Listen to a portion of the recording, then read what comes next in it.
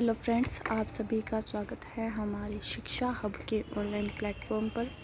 आज हम क्लास 6 के लेसन 3 के बारे में पढ़ेंगे, जिसका नाम क्या है, तंतु से वस्त्र। तो इसका हम पहला क्वेश्चन देख लेते हैं। पहला क्वेश्चन क्या है, तंतु की मुख्य विशेषता क्या होती है। तंतु की मुख्य विशेषता क्या होती है, उसकी कठोरता होती है, लंबाई और लचीलापन होता है, वजन या फिर रंग। तो तंतु की मुख्य विशेषता यह होती है कि उसकी लंबाई होती है और वह बहुत ही लचीला होता है।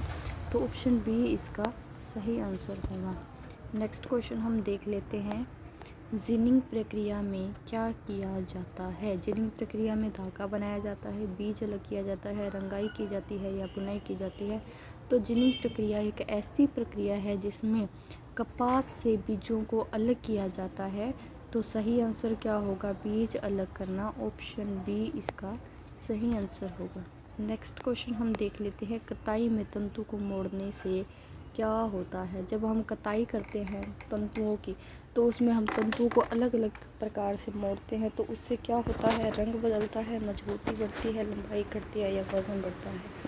तो कताई में तंतु को मोड़ने से क्या होता है, उनकी मजबूती बढ़ती है। ऑप्शन बी इसका सही आंसर होगा। नेक्स्ट क्वेश्चन हम देख लेते हैं, ताना और बाना किससे संबंधित है। ताना और बाना कताई से संबंधित है, बुनाई से संबंधित है, रंगाई से या फिर सिलाई से। तो ताना और बाना बुनाई से संबंधित है। ऑप्शन बी इसका सही आंसर होगा।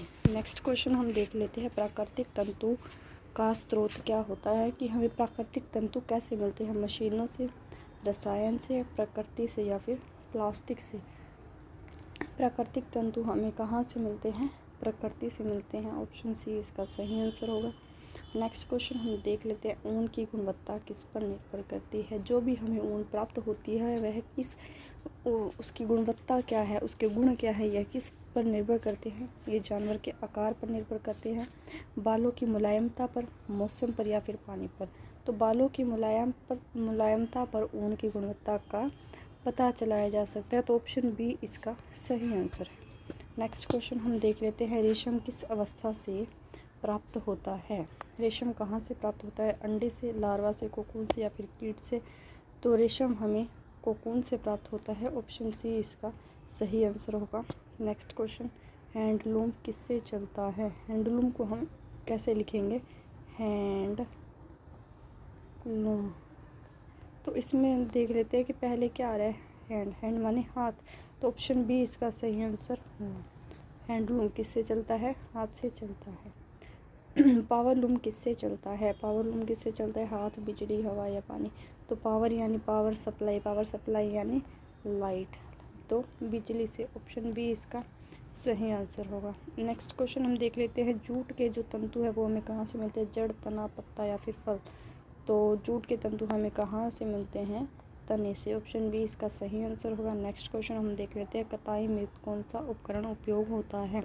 जब हम कताई करते हैं किसी तंतुओं की, तो उनमें कौन सा उपकरण उपयोग होता है, करघा, चरखा, सुई या फिर कैंची। कताई में कौन सा उपयोग होता है, करघा उपयोग होता है। ऑप्शन ए इसका सही आंसर होगा। धागे की मजबूती किस पर निर्भर करती है। धागे की जो मजबूती है वह किस पर निर्भर करती है। धागे की मजबूती रंग पर, तंतु के मोड़ पर, पानी पर या फिर आकार पर। जब हम धागे को अलग अलग मोड़ देकर किसी वस्त्र का निर्माण करते हैं तो वह वस्त्र और अधिक मजबूत बनता जाता है। तो ऑप्शन बी इसका सही आंसर होगा। धागे की मजबूती तंतुओं के मोड़ पर निर्भर करती है।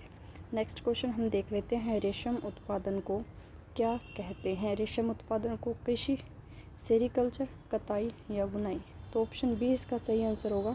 रेशम उत्पादन को सेरिकल्चर कहते हैं। नेक्स्ट क्वेश्चन हम देख लेते हैं, ऊन प्राप्त करने की प्रक्रिया क्या है, कि हम ऊन को कैसे प्राप्त करते हैं, कताई से, कतराई से, रंगाई से या फिर बुनाई से। तो ऑप्शन बी इसका सही आंसर होगा। हम ऊन कहाँ से प्राप्त करते हैं, कतराई से, यानी कि भेड़ों की जो भेड़ बकरियां हैं उनके ऊपर की कतराई करके, यानी कि उनके बालों को काट कर हम क्या करते हैं, ऊन प्राप्त करते हैं।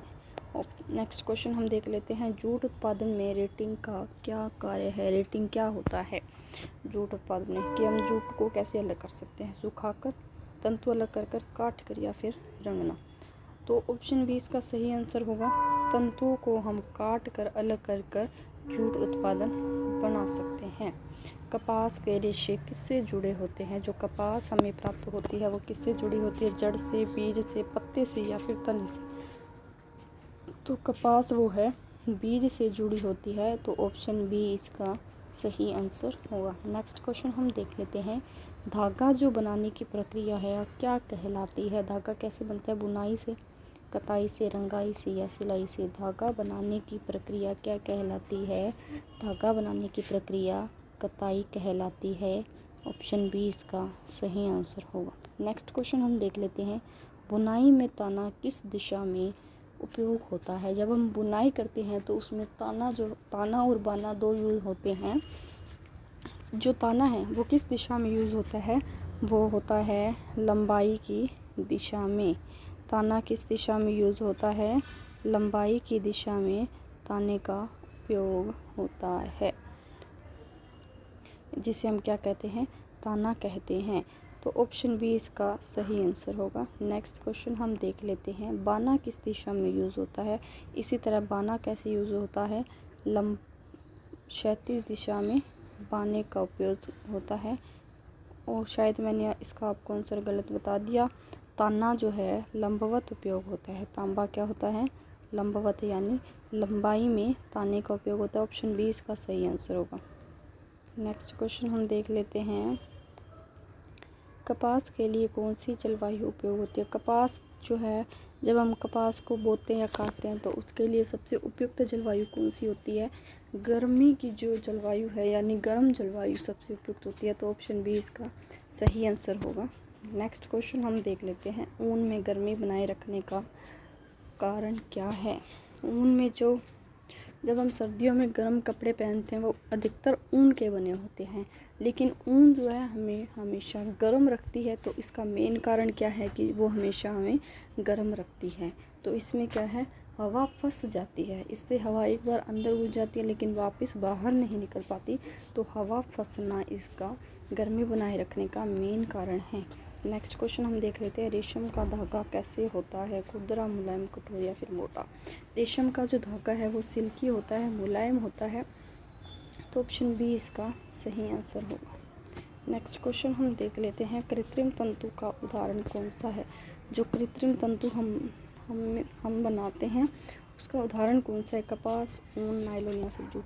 कपास, ऊन और जूट ये हमें कहाँ से प्राप्त होते हैं? ये हमें पौधों से प्राप्त होते हैं, यानी ये हमें प्राकृतिक रूप से प्राप्त होते हैं। तो नायलॉन इसका सही आंसर होगा, ऑप्शन सी। नेक्स्ट क्वेश्चन हम देख लेते हैं। धागे की समान मोटाई क्यों ज़रूरी है? जब हम किसी वस्त्र को बुनते हैं, उसकी हम बुनाई करते हैं, धागों की हम लगातार बुनाई करते हैं, तो उसके लिए समान मोटाई क्यों ज़रूरी है? उसकी सुंदरता के लिए, मजबूत कपड़े के लिए, रंग के लिए या फिर वज़न के लिए? कपड़े को मजबूत बनाने के लिए धागे की समान मोटाई का होना आवश्यक होता है। तो ऑप्शन बी इसका सही आंसर होगा। नेक्स्ट क्वेश्चन हम देख लेते हैं। कपड़े की गुणवत्ता किस पर निर्भर करती है? जो भी हम कपड़ा लेते हैं हम उसकी पहले गुणवत्ता देखते हैं। वो किस पर निर्भर होती है? वो रंग पर निर्भर होती है, धागे पर, पानी पर या हवा पर? तो आप सभी को साफ ही दिख रहा होगा कि धागे पर जो है कपड़े की गुणवत्ता निर्भर करती है। ऑप्शन बी इसका सही आंसर होगा। तो आज की क्लास को हम यहीं विराम देते हैं। Thank you.